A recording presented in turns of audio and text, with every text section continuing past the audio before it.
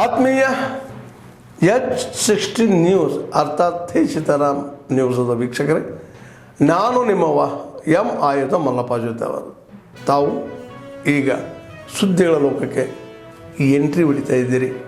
ಈ ಸುದ್ದಿಗಳನ್ನು ಪ್ರತಿಯೊಂದು ನೋಡೋ ಜೊತೆಗೆ ನಿಮ್ಮ ಅಭಿಪ್ರಾಯಗಳನ್ನು ಹಂಚ್ತಾ ಇರ್ರಿ. ಯಾಕಂದರೆ ಈ ಸುದ್ದಿಗಳು ನಿಮಗಾಗಿ, ನಿಮ್ಮ ಬದುಕಿಗಾಗಿ, ನಿಮ್ಮ ವೈಚಾರಿಕೆಗಾಗಿ, ನಿಮ್ಮ ತಿಳುವಳಿಕೆಗಾಗಿ ಅನ್ನೋದು ನಿಮಗೂ ಗೊತ್ತು. ಜೊತೆಗೆ ನಮಗೂ ನಿಮ್ಮೊಂದಿಗೆ ಇದೊಂದು ಮಾತಾಡುವಂಥ ಜೊತೆಗೆ ಸುದ್ದಿಗಳನ್ನು ಬಿಡುವಂಥ ಕೆಲಸ. ಈ ಕೆಲಸದಲ್ಲಿ ನಾವು ನಿಮ್ಮೊಂದಿಗಿದ್ದೀವಿ ಅಂತ ಹೇಳ್ತಾ ನೋಡ್ತಾ ಇರಿ ಈ ಸುದ್ದಿಗಳನ್ನು.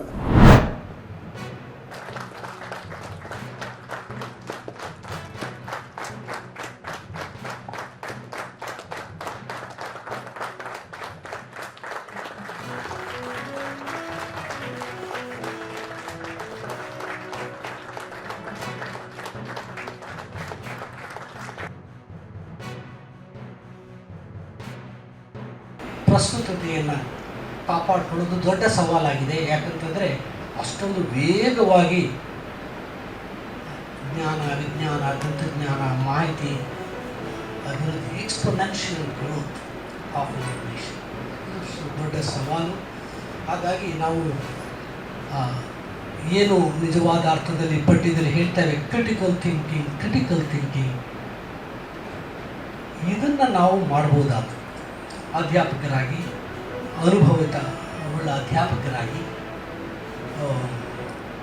ಹೇಗೆ ಒಂದು ರಾಜ್ಯಶಾಸ್ತ್ರ ಅಧ್ಯಯನಗಳನ್ನು ಹೇಗೆ ಅವರು ಕೈಗೊಳ್ಳಬೇಕು ಮತ್ತು ವಾಸ್ತವಿಕವಾಗಿ ಅವ್ರಿಗೆ ಯಾವ್ಯಾವ ರೀತಿ ಅಧ್ಯಯನದ ಅವಕಾಶಗಳನ್ನು ನೀಡಬೇಕನ್ನೋದ್ರ ಬಗ್ಗೆ ಇಬ್ಬರು ಗುರುಗಳು ತಮ್ಮ ಏನು ಹಿತನುಡಿಯನ್ನು ಹೇಳಲಿಕ್ಕೆ ಬಂದಿದ್ದಾರೆ. ಅವರು ನಮ್ಮೆಲ್ಲ ಅಧ್ಯಾಪಕರಿಗೆ ಯಾವ ರೀತಿ ಅಧ್ಯಾಪಕರು ವಿದ್ಯಾರ್ಥಿಗಳೊಂದಿಗೆ ಸಂವಾದ ಮಾಡಬೇಕು ಮತ್ತು ಅಧ್ಯಾಪಕರು ಮತ್ತು ವಿದ್ಯಾರ್ಥಿಗಳ ಒಂದು ಆಲೋಚನಾ ಸ್ಥಿತಿಗತಿಗಳು ಹೇಗಿರಬೇಕು ಮತ್ತು ರಾಜ್ಯಶಾಸ್ತ್ರವನ್ನು ಇವತ್ತಿನ ಜಾಗತಿಕವಾಗಿ ಯಾವ ಹಂತದಲ್ಲಿ ನಾವು ಅಧ್ಯಯನ ಮಾಡಬೇಕೆನ್ನೋದರ ಬಗ್ಗೆ ಸಂಪೂರ್ಣವಾದಂಥ ಮಾಹಿತಿಯನ್ನು ನಮ್ಮ ಈ ಒಂದು ಕಾರ್ಯಾಗಾರದ ಮುಖ್ಯ ಉದ್ದೇಶವನ್ನು ಇಟ್ಕೊಂಡು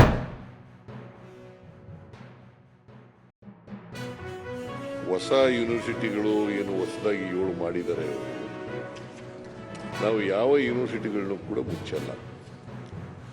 ಮುಚ್ಚಬೇಕು, ಅದನ್ನು ಮುಂದುವರಿಸಬೇಕೋ ಬೇಡವೋ ಅಂತೇಳಿ ಒಂದು ಕ್ಯಾಬಿನೆಟ್ ಸಬ್ ಕಮಿಟಿ ಮಾಡಿದ್ದೀವಿ. ಡೆಪ್ಟಿ ಚೀಫ್ ಮಿನಿಸ್ಟರ್ ಅದರ ಅಧ್ಯಕ್ಷರಾಗಿದ್ದಾರೆ. ಅವ್ರು ಇನ್ನೂ ವರದಿ ಕೊಟ್ಟಿಲ್ಲ. ವರದಿ ಕೊಡೋಕ್ಕೂ ಮುಂಚಿತವಾಗಿ ಅವ್ರಿಗೆ ಆತಂಕ ಶುರುವಾಗಿದೆ. ಗೊತ್ತಿಲ್ಲ ನನಗೆ, ನಾವು ಮುಚ್ಚೋದಕ್ಕೆ ಹೋಗಲ್ಲ, ಮುಂದುವರಿಸಬೇಕಾ ಬೇಡವಾ ಅಂತಕ್ಕಂಥದ್ದು ಅದನ್ನು ಮಾಡಿರ್ತಕ್ಕಂಥದ್ದು.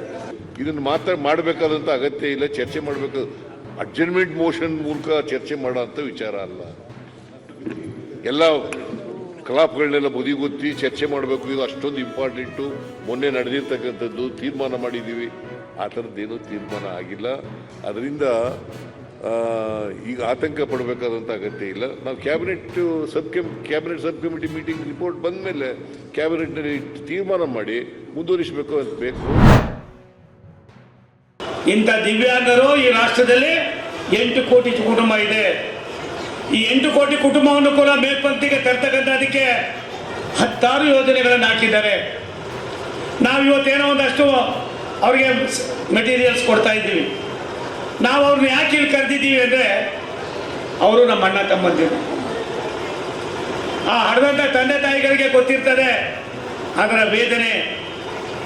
ಅದಕ್ಕೋಸ್ಕರವಾಗಿ ತೀರ್ಮಾನ ಮಾಡಿದ್ದೇವೆ ಭಾರತ ಸರ್ಕಾರ, ತುಮಕೂರು ಜಿಲ್ಲೆಯಲ್ಲಿ ಎಲ್ಲೆಲ್ಲಿ ಇಂಥ ಕುಟುಂಬಗಳಿದೆಯೋ ಆ ಎಲ್ಲ ಕುಟುಂಬಗಳಿಗೆ ಈಗಾಗಲೇ ನಾವು ಒಂದೊಂದು 1200-1300 ರೂಪಾಯಿ ನಾವು ಅವರಿಗೆ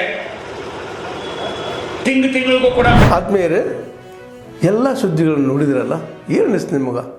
ಇದರಲ್ಲೇ ನಿಮ್ಗೆ ಲೈಕ್ ಆಗಿರ್ಬೋದು, ಡಿಸ್ಲೈಕು ಆಗಿರ್ಬೋದು, ಕಾಮೆಂಟ್ ಬೇಡಪ್ಪ ಅಂತೂ ಅನಿಸಿರ್ಬೋದು, ಕಾಮೆಂಟ್ ಮಾಡಬೇಕಪ್ಪ ಅನಿಸಿರ್ಬೋದು, ಶೇರ್ ಮಾಡಬಾರ್ದಪ್ಪ ಅನಿಸಿರ್ಬೋದು, ಅದು ಮಾಡಬೇಕು ಅನಿಸಿರ್ಬೋದು. ಏನಾದರೂ ಆಗಲಿ ಶೇರ್ ಮಾಡ್ತಾಯಿರಿ, ಈ ನ್ಯೂಸ್ಗಳನ್ನ ಹಂಚ್ತಾ ಇರಿ, ಜೊತೆಗೆ ಇದಕ್ಕೆ ಸಬ್ಸ್ಕ್ರೈಬ್ ಆಗ್ತಾಯಿರಿ ಅಂತ ಹೇಳ್ತಾ H16 ನ್ಯೂಸ್ ಅರ್ಥಾತ್ ಹೇ ಸೀತಾರಾಮ್, ಇದು ಸತ್ಯದ ಕೈಗೆ ನಡಿ. ವಂದನೆಗಳು.